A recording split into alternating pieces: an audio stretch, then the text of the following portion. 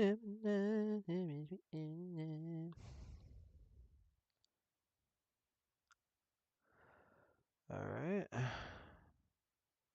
Looks like we're good to go. Alright.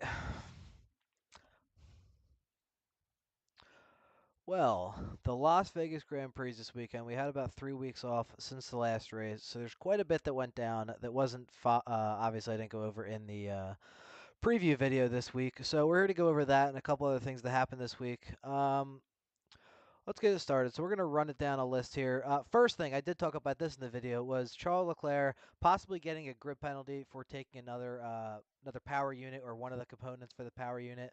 And as far as we see here, it says Ferrari driver Charles Leclerc is reportedly set to avoid a grid penalty for this weekend's Las Vegas Grand Prix after fears that he'll be forced to take a new engine. So there's plenty of drivers on the grid that are at their max engine components. Some have used them earlier than others in the season. I think Leclerc used his last one. I think it said in Zandvoort, which is quite a long time ago. So they're getting towards the end of the life on that. But I guess depending on how it shakes out with the Constructors' Championship for these last couple of weeks, I guess will depend more if they take a grid penalty. I would think Vegas would be one of the more desirable places to maybe take a grid penalty, but maybe they would rather wait till the last race of the year to just see, wait till the absolute last opportunity. But again, you have a guy like Max who's taking new components and has fresh components, whereas these other guys are using almost, I mean, God, Zandvoort had to be almost 10 races ago at this point. It was quite a long time ago. So they're old power unit engine compartments, whatever components. So uh, apparently he's not gonna have to take a grid penalty. We won't really know until free practice comes along because that's when you'll know is that first session. So hopefully for him he doesn't have to. I am gonna like I said in my video, I'm gonna predict him to win if he doesn't have to take a grid penalty. But if he does, then yeah, nah. So moving on to the next thing here. We had some nice liveries for the race this weekend. We have V-Carb coming in with this kind of glittery looking livery. I mean, it's pretty nice. It's pretty. I don't know what it has to do with Vegas or anything like that. I guess it might look good under the lights though. So that's cool. Alpine got this all pink one. I guess that's cool. I mean, they kind of missed Breast Cancer Awareness Month. I guess it's not for that. I mean, they're pink anyway, but I guess that's cool. You know, not really anything that crazy. But Sauber had a pretty solid one. They got the flames going on, and they're looking pretty good. So speaking of Sauber, all right. So those are your liveries this weekend. All right, those are just a couple. I don't think we saw any other ones. I know Williams is still doing that yellow blob on the back. I don't know, dude. One of their sponsors. I don't know. But anyway, speaking of Sauber, since the last time we had a race, they actually signed their second driver for next year, and it was Gabriel Bortelleto, who I believe is their F3 champion and now current F2 driver, and he's going to move up to be their second driver for 2025. And that says bye-bye to both Bottas and Guaynu Zhou. And yeah, so I like all the rookies, man. There's going to be heavy rookies next year. We're going to see how it all plays out. I mean, it's gonna be what, man? I mean, it's gonna be Jack Doohan, Bortelleto, Kimi Antonelli. Oh God, I'm forgetting more. Who's the other guy? Maybe Colapinto. Somebody else too. Who am I forgetting? Oh, Ollie Behrman. Who else? I think there's one more. Maybe not. Anyway, there's quite a few rookies next year, so that'll be cool. And Sauber. I mean, what else are they gonna do at this point, man? Who the fuck else are they gonna put in that boat? Who cares, honestly? Um, speaking of new signings, because of this, obviously Bortelleto was in the McLaren Driver Academy, so they have a bit of a gap there now. And I guess they're looking to fill that with some washed up trash. So Nick Vries got a test drive, okay? And you know what's funny is all of these articles about it that I looked it up all say uh Nick Vries after embarrassingly leaving Red Bull or getting booted out of Red Bull, fucking uh oh shit. Why is this not on here? How do I get on here? I hope it doesn't fuck it up. Okay, cool. All right. Anyway, all the headlines were all about how Nick DeVries is like this washed up, fired Red Bull driver. So he got a test drive in the 2022 McLaren at Paul Ricard in France. Was a surprise, I guess, to everybody, maybe including him too. But I guess since Bortoleto got signed, they decided to do that. So I mean, I don't like what's not really news. I mean, it's news that it happened, but I don't think De Vries doesn't seem like he's cut out for it. So that's that. Just thought it was worth mentioning. Other test drives that went on this weekend, though, we had Max Verstappen take out the Acura ARX 06 GTP, which I believe is a hypercar. So, oh god, what is going on here? Let's take a look at the clip real quick. Let me turn this fucking down. God damn, bro. All right, that's better. All right, let's take a look at the clip here. So this is him just getting in the car, getting all nice and comfy. Pretty sick too. Nice looking fucking whip. Pretty fucking nice. Pretty nice. I think it's that other. I think it's like Las Vegas Motor Speedway or something like that. There's like a Roval in Las Vegas outside of obviously the main track. They have an actual track in Las Vegas that's mostly an oval. So I imagine they went there to do that testing. So he looked like he was having a good time. I think he just likes doing anything other than typical F1 media. So this is probably the most fun thing for him to do other than just fucking all these random ass interviews. Also there was Yuki Tsunoda. He went out in an Indy car, so that was interesting. Might be a little bit of foreshadowing. I don't know, maybe. Unfortunately, hopefully not for him. But he's out in the Indy car. They had Perez in some other car. I couldn't even find a picture of it, probably because nobody gives a fuck. But he was in like some. It looked like a Honda Civic is what it looked like, but it was like some souped up Honda Civic, honestly. Uh, but anyway, again, speaking of IndyCar, logoat Sargent. He got a little I guess test run you could call it in IndyCar here. I think it was Meyer Shank Racing, something like that. Here he comes out here. We saw videos of him earlier in the week getting his seat fitted, and then we knew that he was they made it known that he was going to have like a test run and compare times with I think it was one or two other drivers. I don't think there's actually a seat open for this team right now, as far as I know. Maybe next season, I don't really know, but as far as I know, he's not like going to be racing right now.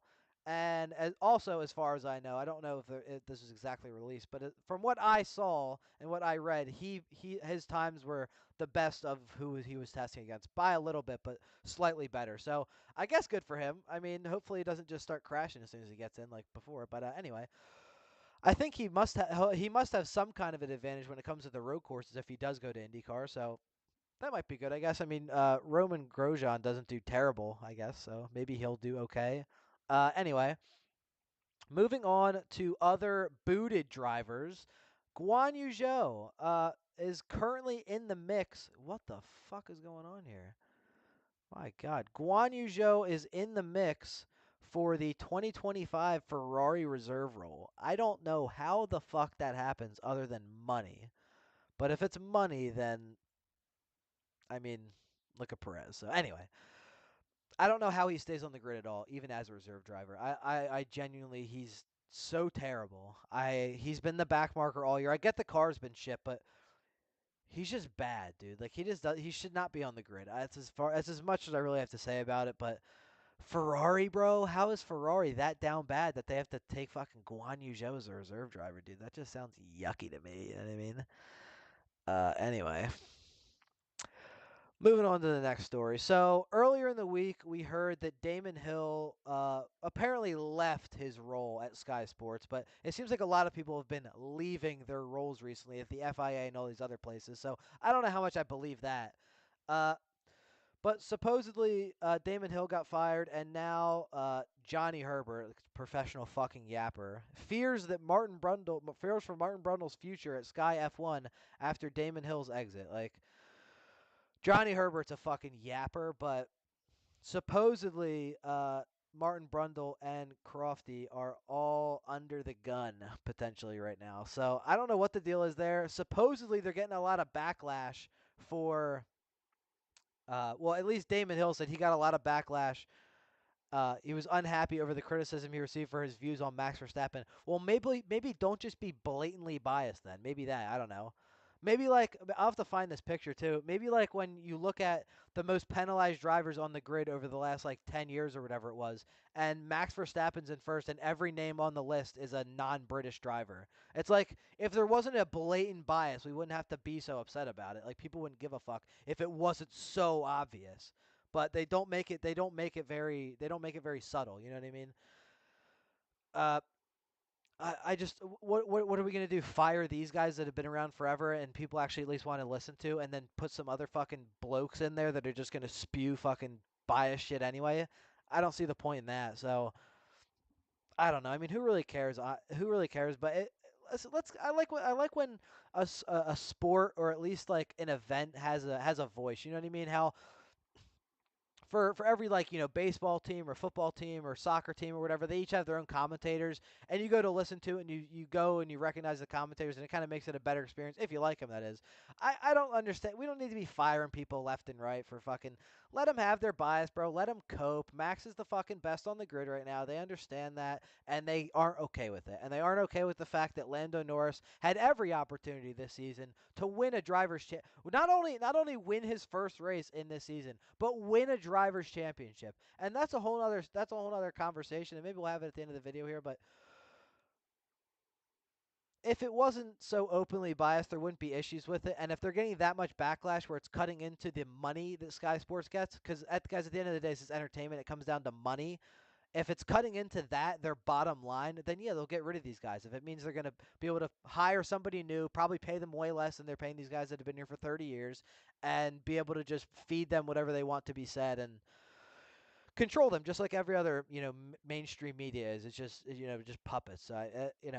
Maybe that's what they want. Maybe they don't like that these guys kind of go off on their own and have their own opinions anymore. I don't really know, but who really cares at the end of the day? Um, Oh, this is a good one too. So this is the last big story, but fucking Sergio Perez, this motherfucker, the lesbian, comes out and says that he turned down two other opportunities to leave Red Bull. What fucking some Indy car and then some like other like Mexican like local thing. Like, dude, fuck off. You know what I mean? I had two opportunities to change teams. Let me guess. Sauber and like fucking Alpine, bro. Give me a break. You know what I mean? Give me a fucking break.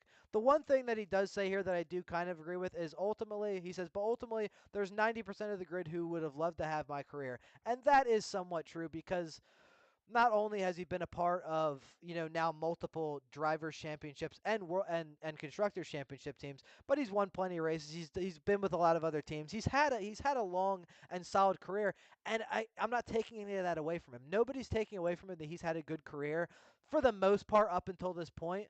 But this year has been an absolute shit show. And if you think that that means that all that past stuff means that what you're doing now is okay, and the fact that they're not allowed to get rid of him because of his sponsorship money, and that's why he's still on the grid, that's not okay. And you're gonna get shit for that from me and whoever else is fucking has balls enough to fucking say it and doesn't just lick boot and say, oh yeah, he deserves to be here. He's such a legend. Like, nobody gives a fuck if you're a legend, bro. What are you doing for me recently? What are you doing for me now? What he's doing for you now is costing you millions and being number one in the Destructors Championship while costing you two positions in the Constructors Championship. So he can take his fucking two opportunities. He can go fuck off, dude. Anybody on the grid would want to take his fucking spot. And if he wants to strut around like, oh, I got other options, bro. Go ahead, go take your little fucking shitty reserve driver role with Sauber, bro. Nobody gives a fuck.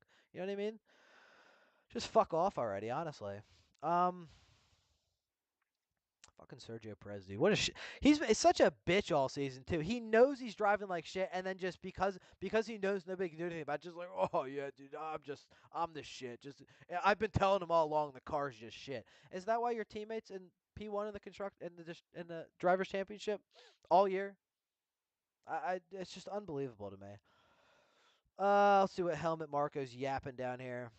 Believes that the inaugural Vegas Grand Prix flopped on F1's great expectations. So that is yap too. Helmet Marko, again, is a professional yapper, just like Johnny Herbert. Let me show you this. So let's pull up Las Vegas Grand Prix 2023 economic impact. Watch this.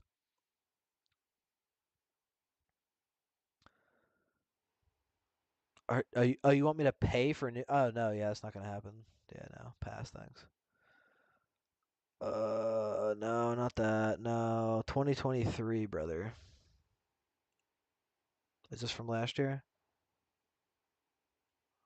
Well, this year it says Vegas Tourism Group estimates F1 to generate 250 million compared to year one. So that's quite a bit.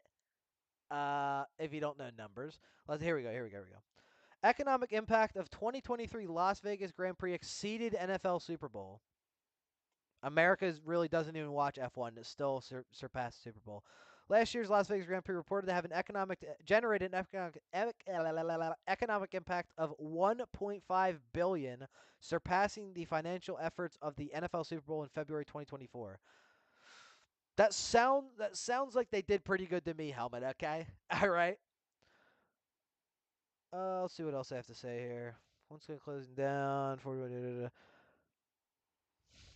Hey, it was impressive. Yeah, I want numbers. I don't want to hear it's impressive. Confirmed that the race weekend generated 77 million in tax revenue locally.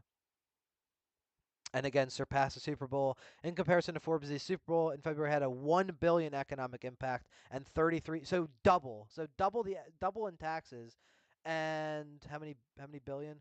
Another $500 million. So clearly, it was a big event. Look, man, F1's a big business, and they know what the fuck they're doing. Let's show how big of a business. So, what is it? Is it Liberty Media? I think it is Liberty Media, right? Yeah, so they're booming. Let's see over the last 5 years. Last 5 years, Liberty Media that owns Formula One is up 82%, and almost half of their stock value. So whatever they're doing is working. Okay, listen. I also, to an extent, agree that we don't need all these U.S. Grand Prix. Listen, because some of these other countries and these other Grand Prix are fucking sick, dude. Like me personally, even being in the U.S., I'd be happy giving one up so that Spa stays on the map, dude. So that Spa stays on the schedule. If that shit comes off, that is sacrilegious, bro. Okay, that needs to be there. Um, and they're having this dilemma now where there's a couple of European tracks that are going to be in rotation for the next couple of years because they're trying to add places like they're trying to go to new places, which is understandable. They're going to go back to South Africa, um, and it seems like they're trying to add more U.S. Grand Prix. So even earlier in the year, we saw at some point that there were rumors that they were going to add a Chicago Grand Prix, which for me personally, that sounds like a fucking shit show. Chicago is a war zone and a shithole. Okay, so that doesn't sound like a good idea to me. Vegas is a little bit different. You know what I mean? Miami's a little bit different. Coda, a little bit different. Inner city Chicago, bro. Come on, come on. So let me look up that too. Mm, in rotation. Yeah, so let's see what this says.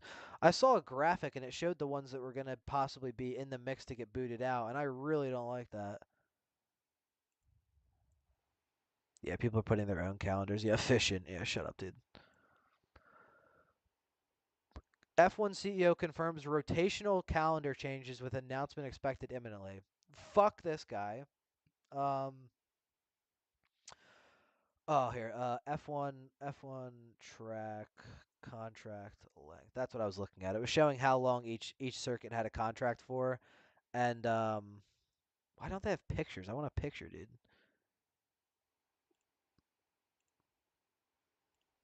That's not true. Oh yeah, okay, that is yeah. There we go. So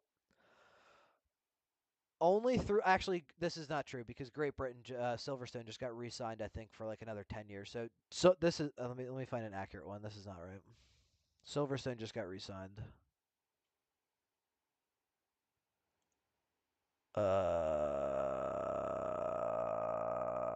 Yeah. So no, this is not true. I thought it said Silverstone re-signed.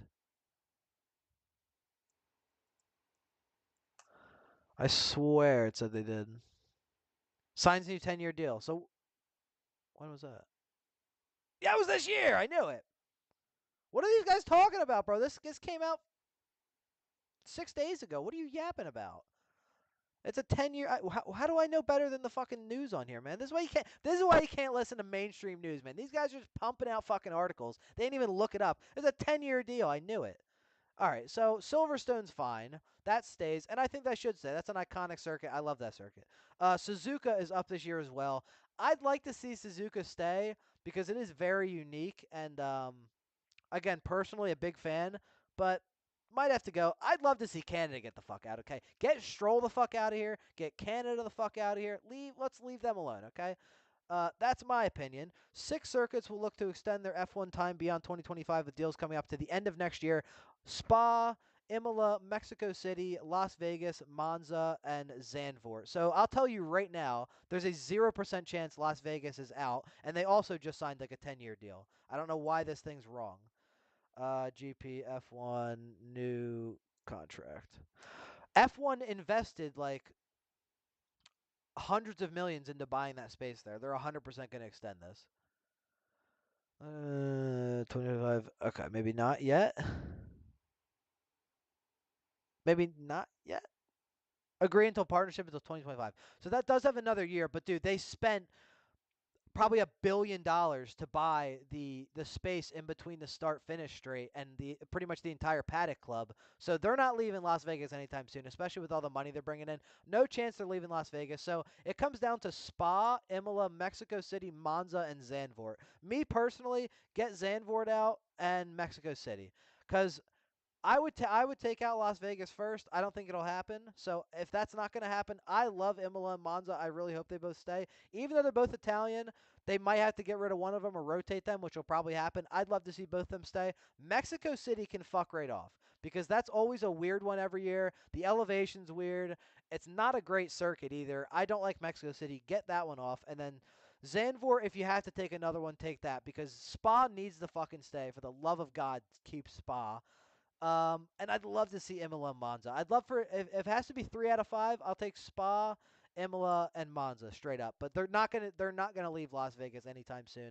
They invested way too much money there. No shot. No shot.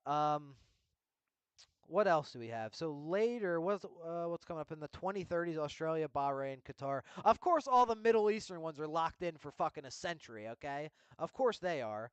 Austin, Hungary. So Coda's going to be there too, because that was essentially like the one of the more original U.S. Grand Prix locations, the more reoccurring locations. So that does make sense. I know Miami's up. Miami has like another 10-year deal in America as well, so that's gonna be here until I think 2031. I want to say. Um, that's the only thing I'm not looking forward to next season or the season after is, or at least early next season you'll know the schedule for the prior season. But they better not fucking get rid of Spa, man. I will riot. I will fucking riot, dude. That is like the one of the ones I look forward to the most. Not just because of the racing, but just because of the circuit itself. Just one of my favorites. And as far as racing, Imola and Monza are fucking sick. Vegas is cool because of the long straights. It does kind of have a bit of an advantage, and I do like the street circuits. It's fucking sick driving around in Vegas at night under the lights. That is sick. I do like that. And they do make a ton of money, so I imagine they're going to stay with Vegas. I think they're going to get rid of Spa, though, dude. I just don't know that it makes enough money. And I imagine that they like the 2 Italian races because of Ferrari. That probably generates a lot more money than Spa does. So, unfortunately, I think if on this list here of 5, I think if 2 are going to end up going, it's going to be Zandvoort and Spa. Oh, that's 6, actually. I don't know. It's hard to know how many they're going to have to take off because we don't really know what they're adding yet. But anyway, enough yapping about the tracks. I think that's all the news. We'll be back with more content this week. Just wanted to hit those quick topics, and I'll be back with more coming up before the races. And I'll be live. I'll be live for probably some of these sessions as well, some of the later ones, because I'm fucking definitely going to stay up and watch it. So I'll be back for that.